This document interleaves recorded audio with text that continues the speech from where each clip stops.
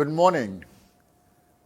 This is Bo Tiwari, and you are looking at Brighter Morning with Bo. We're glad that you are on board, and our guest this morning is Mr. Phillip Alexander, and we'll have a conversation with him this morning. I trust that you will find this conversation very interesting because Phillip doesn't hold back on what he has to say, and he is very bold in his pronouncements, so we will see what he has to say. And we are going to focus today on the budget. Phillip, good morning. Good morning, Doc. Thanks for having me. Good morning to all your viewers. All right, let's take the volume up so we can hear him a little better. Thank you so much for coming on the program. And I wonder if I can start by asking you, first of all, before the budget was actually read, what were your feelings about the budget, and did those feelings change after the budget was read and you had a sense of what happened? Well, ear to the ground, everybody was panicked about the property tax and the rumors of a devaluation. So these things happen to distract. I apologize for the barking dogs in the background. I'm operating at home. Property tax and the foreign exchange, the scare of a devaluation.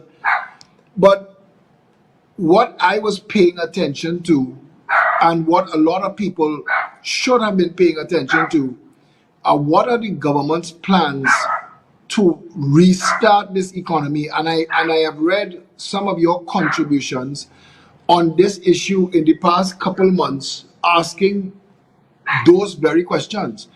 How are you going to pick up the slack in the shortfall where so many people are out of work? Those were my concerns, and I was hoping to hear in the budget ideas, plans, policies that would arrest the decline and create hope and opportunity for the society.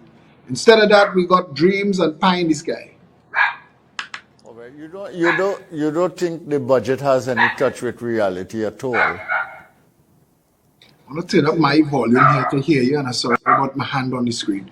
When you look at the whole snapshot of the budget that was read, the takeaway for a lot of people is pigtail, biscuits, ketchup, and bottled water. And who does that represent? There are a lot of issues that were not addressed. The school teachers are trying to raise issues pertinent to this pandemic, and going forward, they're being ignored. We're talking about dealing with wage negotiations. 2 lines for wage negotiations that bringing it up to date. You have some salary negotiations as far back as 2013. The economy is damaged. I listened to the interview before me, and everybody running on hope and a prayer. So where the money is going to come from to bring these salaries up to date? There was no in-depth discussion on those things. To the average person, there are scary issues. The banking sector, what takes place as banking now. I know a lot of people don't want to hear this, but the public, what we go through in the banks is unheralded. Balances are depleted by fees for what is essentially a line item on a spreadsheet. Nobody's paying attention to that. People are putting their monies in the bank and getting no interest on it. Banks charging ridiculous amounts of credit. And then it's difficult for small businesses to access credit despite all the promises made budget after budget. There was nothing in it that said, let us explore new industries, new job creation outside of the hope and a prayer of gas and oil. And we're stuck there. They paid lip service to agriculture. We know that we're living in a time that showed us the interconnectivity of the food supply chain. Interruptions in that food supply chain could leave a tiny country like Trinidad and Tobago in peril. And then we say we're going to spend $75 million fixing access roads. There are more important things to that, including the distribution of farmlands under whichever terms and conditions you choose to distribute it. But we have 30,000 farmers waiting to grow food, and the country waiting to have that affect our food import bill. Foreign exchange, scarce foreign exchange, being used to fill the grocery with imported food. Even the vegetables and the fruits that we see in the aisles that we believe to be local and Caribbean and tropical, we importing. Trinidad is not contributing to its own food supply. And that's another scary thing. I do not believe that this budget was well thought out. I don't know, besides the manufacturers of biscuits, ketchups, and bottled water and the importers of pigtail, I don't know who came out of this budget happy. Yeah, well, let us examine some of the things that you mentioned there. All right, remember, they put $500 million last year aside for agriculture. I don't think, quite frankly, that that has been used up yet. I don't understand the relationship between that and the $300 million that he mentioned that he is going to allocate to Ministry of Agriculture this time to do a number of things to bring land under production and to increase the food production and food supply. But what do you think they are doing wrong in agriculture, and what do you think they should do, or what would you do if you had the opportunity? Well, I know as a former Minister of Planning, you would have relied heavily on data and consumption information. There is information that you could access about consumption trends, and you could extrapolate from that the needs of the country. We have a lot of farm land available that could be pressed into service now. I honestly propose that we enter into arrangements with farmers, joint ventures with each farmer and the state, where the state provides the land, even the seedlings, even the seeds, provides the chemicals, provides support, make sure our farmers have security, make sure they have water, make sure they have access to markets. If the state does its part, the farmer provides the labor, the oversight, the expertise, and at the harvest, the farmer is guaranteed a price per pound per ton, and the state has an opportunity to keep the price of food down. We have big ticket items that we could identify, that we should have identified. I remember when Lincoln Myers was talking breadfruit in the 80s, a breadfruit tree could feed a family of 4 for 75 years. I don't want to give you those kind of statistics, but those are also facts that we can't overlook. We spend so much of our foreign exchange on wheat flour, and we talk cassava, we talk ground provision, and again we ignore breadfruit, the only white starch that is low glycemic, and it lowers your blood sugar. There were so many reasons that we should have been spending time. Generations could have changed utilizing breadfruit as opposed to nutrition void, almost bleached processed flour. We have no agriculture plan. Our central market, you go to our central market and you realize how much we don't have an agriculture plan. In developed countries in the world, markets are pinnacles of expression and commerce. Here, it's an insult to the farming community. And until we treat with, and again, the coronavirus, COVID-19 pandemic, and all the lockdowns showed us that it is the people that we've been ignoring and treating with scant courtesy and respect. Our nurses, our teachers, our farmers, our police officers, those people are very important to the continued development of the society. I hear the oil and gas, and I know that oil and gas provides an opportunity for things to go massively wealthy in a short space of time. I don't know if those days are still in front of us. I don't know if we should be investing the hundreds of millions of dollars we invested in all of these schemes when a bucket of pepper mash is US 2,240, not a bucket, a 55-gallon drum, a barrel of oil is $78, a barrel of pepper mash is US $2,245. Do the math. Our Moruga scorpion pepper is a perfect pepper for the use in the pepper spray industry, massive industry globally. We could do like India and begin downstream and then start attaching ourselves to becoming a market leader. Pepper spray is a huge and growing market for a country this small. It is a good industry that we could start to control end to end, from the growing of the pepper, the processing of the pepper, and the creation of the pepper spray apparatus to supply the world. And that is just one simple example. We have guavas, 5 times the vitamin C of an orange. We should be processing for the vitamin C capacity. We talk cannabis when we talk agriculture. There is a huge market for hemp. The world is looking at renewables in the construction sector, bamboo. These are all issues. Now, I know that we want to talk, get back to being the third wealthiest nation in the world from oil and gas, and everybody focuses on that. But I think that what we need to focus on right now is getting all people some chance at an opportunity to maximize their potential and see where those things could grow. All right. I think I'm going to take two very important points that you made, and then I'm going to carry the conversation a little bit in a different direction. You said, first of all, what we have found in the pandemic is that a lot of people that we formerly ignored have turned out to be very important. And you mentioned the farmers.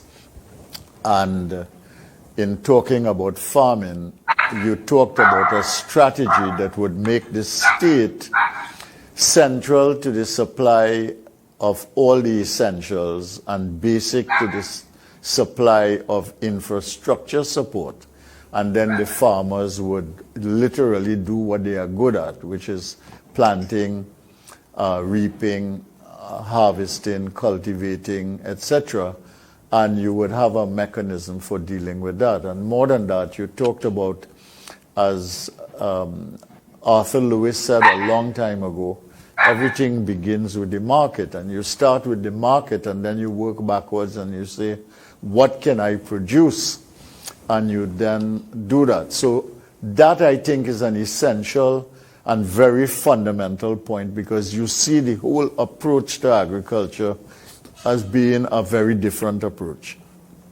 And the second thing that you said, which is important, is that among those people that we kind of ignored in the past, but we have to take into account now, are the nurses, the frontline workers in health, the frontline workers, the policemen, prison officers, etc., the critical workers in the national security system. You mentioned, of course, the agriculturists, so that I won't go into that now. And basically, you mentioned the people who are basically hold up the system. And many, many years ago, when I was very young, I remember someone drawing a pyramid in which basically what they did was to show the power structure at the top, held up by, of course, the mass of workers down below. So are you saying that the COVID has revealed to us something that is wrong with the national system and perhaps the global system? And we need to rethink that, and in rethinking that, come up with different economic strategies, social strategies, political strategies, etc., to get the country in harmonious production and, what can I say, self-sustainability. Is that the kind of route that you are taking in your arguments? Absolutely. That pyramid you speak about is the wealth distribution pyramid. The people up on top that do the least amount of work for the items that make up the value chain have the most amount of power. Doesn't make sense. What we need to look at, and people don't like hearing the words wealth and distribution in the same sentence, but it is important. There's been arguments for a new world order and interconnected economies, and all that has created is cheap merchandise and slave labor. We've created a consumption pattern based on gathering things that we don't need and eschewing things that are necessary for our development. We need to relook, and I don't want to save the world, but I want to save Trinidad and Tobago. And I think that we need to take a long, hard look at what makes up this country. I made a statement. I said, pigtail biscuit, ketchup, bottled water, but nothing for tulum, nothing for kurma, nothing for tamban ball, nothing for sugar cake. And that is not pandering to the base. That is speaking the truth. You could imagine a product like kurma, unexploited, taking the world by storm. The snack food market is $1 billion market. They look for substrates all the time to flavor salt or sweet. Kurma could do either. There are small businesses in Trinidad that are taking kurma and making it flavored. Coconut kurma, ginger kurma, cinnamon, and it is in. When you go into our groceries, you have to go looking for it in the back under a shelf in the dark to find it. But the M&Ms and the Mars and the Milky Way that's imported, brightly lit at eye level. It says that we are not paying attention to our local manufacturers and instead want to create labor to that consumption. And if we in Trinidad and Tobago, if at the leadership level, if at the government level, if at the budget level, we're not willing to create opportunity for the people who express an interest in creating food culture in Trinidad and giving them support, then who will? Others will come, see it, learn it, take it away and exploit it. And that's what's done with all of our culture. But we have enough things in Trinidad and Tobago. And I mention to people all the time, the creation of the Indian, East Indian, Indo-Trinbagonian diet, all those things that we've learned to take for granted, Baigani, Sahina, doubles, those were people making the best of a bad situation under terrible poverty, being paid in oil and flour, and using items from the garden, created a cuisine that could now be exported to the world. And again, it's just a look back at who we are. We seem to not be interested in working with who we are as a people. So we treat our things with scant courtesy. I am sure at some point you're going to see McDonald's and Burger King and KFC on Maracas Beach. I am sure at some point. White Shark and Bacon Shark, however you want to call it, and all of the things that came from that they do there should have been pressed into replacing all of the franchises that come to this country. We have 60-something KFCs and one Richard's Bacon Shack. And again, Michelle Sohan at Bakery Treats. She's the #1 cake decorator in the world for years. She beats everybody in the world. She goes Europe, Italy, France, Spain. She beats them all. And she's struggling with her little Bakery Treats bakery in Chaguanas. Where's the support for her? Anywhere else in the world, people seek out their stars and give them support. Where are the angels that come and say, let's open 20 Bakery Treats throughout the country? Where's the support so that she could go on to train others? If she could be a gold medal winner worldwide repeatedly, so she's not a flash in the pan. She could be used by the University of West Indies, University of Trinidad, they go and create cake decorating. There are a lot of people interested in that. And these are just off the cuff examples of things that we should be doing. The budget does not create crucibles of development. I've heard you use terms like that in the past. We're not looking at the small tailor, but a Trinidadian is counted as one of the best bespoke tailors in the world at Savile Row. If we're not paying attention here to our people coming up, we frustrate their talents, their abilities, their skill sets, and send them to work packing boxes, putting fries in a pack. Imagine this world if Brian Lara had never touched a bat, if Dwight York had never seen a football. And that's where we are. We send too many of our people to their graves at the end of their lives without ever having given them the support to be the artist or the artisan that they could have been. And things like WhatsApp, that is $1 billion in application, WhatsApp, Facebook, Rumble, Zoom, this, VMix, all of these things that were at the right time, luck, luck is what happens when preparation meets opportunity. We should have had free Wi-Fi in Trinidad and Tobago 20 years ago. We have the entire Intech Park up at Waterfield with nature reclaiming it after spending all those hundreds of millions of dollars. You're trying to tell me that we can't make that square footage available to internet and IT developers at peppercorn prices rather than just let it go to waste? And all of these are the things that I ask when I hear this biscuit, ketchup, and bottled water budget. I don't know where he was going. There is no vision for the country. There is nothing that says out of this adversity we will find a new normal. I didn't hear any of that. I'm hearing how to cope, how to make it 2023, we back to living how we was living before. That wasn't working for us. Now, a lot of the things that you say really have to do with people-centeredness.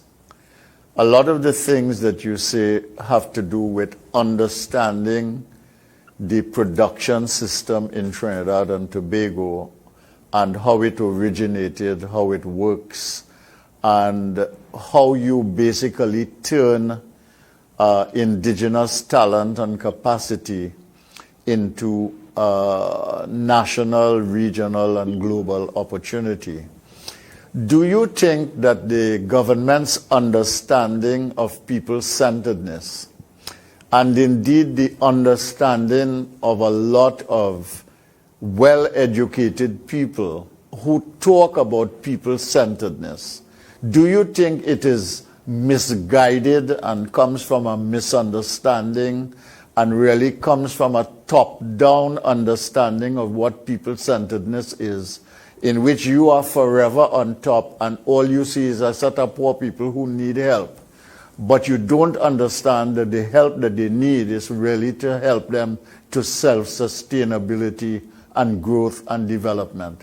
Have we missed the conceptual boat in trying to understand people in development in Trinidad and Tobago and indeed the whole region? I can't even add a word. You said it so well that I wanted to take notes. But you see that statement, miss the conceptual boat. I have written that down and I'm going to reuse it over and over. I could tell you, we do not listen to the ground. We do not. We pay no interest to the ground. Trinidad is a country that will celebrate Keyshawn Walcott after he win a gold medal, but have no interest in his development as an athlete. And that is everywhere. If a Trini tomorrow become a world leader with some snack food or some internet app, we will celebrate them and name streets after them. But to help them get there, we prefer to put stumbling blocks. Entrepreneurial support, Doc. That's important. I don't know when was the last time you asked somebody at the bottom rung of society how easy it is to access developmental credit for a business idea. People who don't want money for their income, they don't want to pay their rent, they don't want to buy food. They will cut grass and slave for that. But they need finance and credit to be able to source whatever is the raw material or the machinery or the equipment that they need to do what it is they're trying to do. I want you to remember that the richest man in the world, Jeff Bezos, the world's first trillionaire, the owner of Amazon.com, created a business that for 20 years ran at a loss before it became. Now, I'm not saying that we have to finance, and I'm not saying go from 0 to 1 million, but I'm saying where in Trinidad and Tobago are the vibrant, exciting organizations based on people-centered development? There are so many talented Trinbagonians, and you know when you realize that, when you look at the Trinis in the foreign countries and see how far they go, you just give them a chance, and they're writing magazines, writing books. We have a Trini, she was #1 in the criminal justice exam, criminologist. She left Trinidad and Tobago. She couldn't get a job as anything other than a promo girl for cigarettes and rum. We eat our young. We don't treat our young people coming up like they have an opportunity to express themselves. And that is where the talent abounds. Every single thing in this world that changed the world, everything, this technology, the phone I'm talking to you on, the app that is using, the broadcast, the internet, the cable, all of it were created by people in their teenage years and their early 20s, and they changed the whole world and shifted the entire economic landscape of the world. We do not, as a country, we age badly. We do not. The intention of the budget should be to show where we want to go as a country. But you can't know that. You can't dictate that if you're not listening to the ground, if you don't know what resources are available to you or what people are interested in. So we beat them into submission and create slave-like conditions, and people tolerate it because at the end of the day, you have to have your needs met. But what about a Trinidad and Tobago, where the budget could be aligned to taking care of the items needed to keep the lights on and then creating space and opportunity for Trinbagonians? to express themselves artistically, entrepreneurially, and economically. Where is that space in this budget or any of the last 10 budgets? And I want to ask you, we talk $6 billion for education. What did the $5 billion do for education for the last 15 years? What did it do? Where's the accounting for that?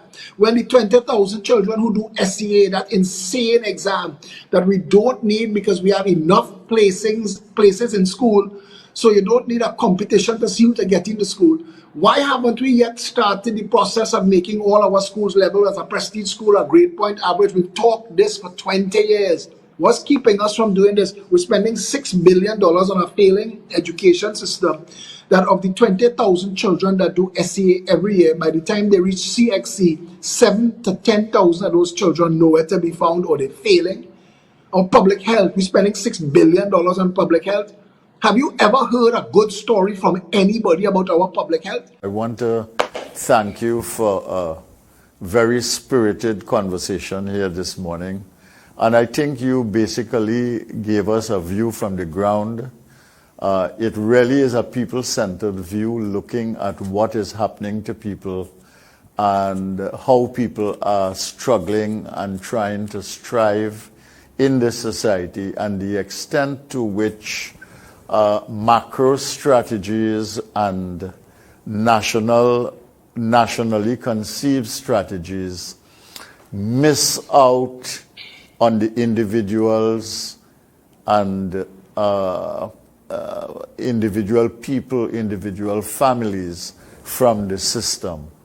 It is a very, what can I say, it's a very jolting kind of perspective, and I want to thank you for it. It is necessary, it is good, it is formidable, and I want to thank you for having this very spirited conversation with me here this morning. Thank you very much, Phillip Alexander.